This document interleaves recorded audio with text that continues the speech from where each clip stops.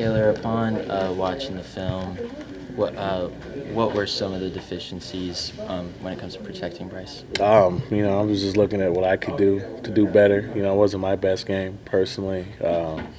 So it's just one of those things where, you got to learn and grow from it and figure out how to play my best football next week.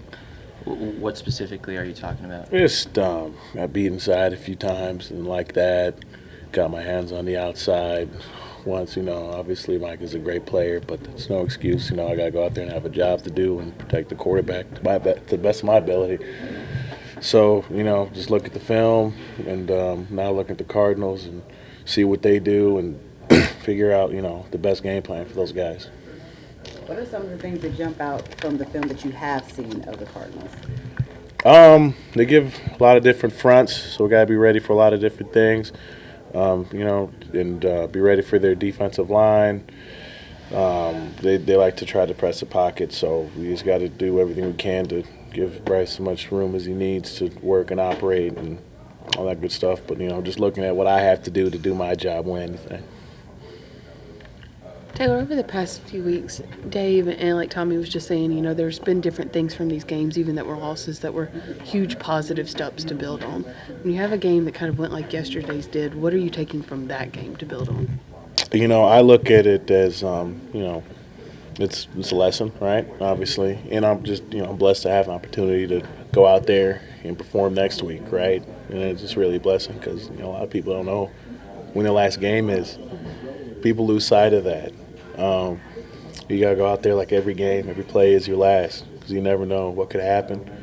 But, I said God blessed, hopefully by Sunday, the opportunity to go out there and play the best of our ability and finish the season out strong, one game at a time. This obviously didn't happen here, but just across the league yesterday, I think a lot of people looked at Grant Dubose, the young man that played at Charlotte, and just the severity of what could have happened there. Is that something that you see and you think about when you talk about just being grateful to play? Now, kudos to him. I hadn't heard about that story, actually.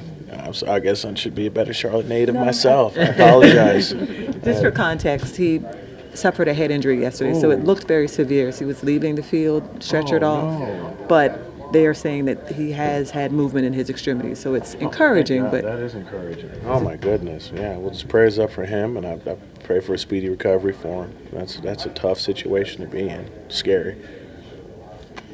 Kind of building off what you were saying when it comes to just being grateful.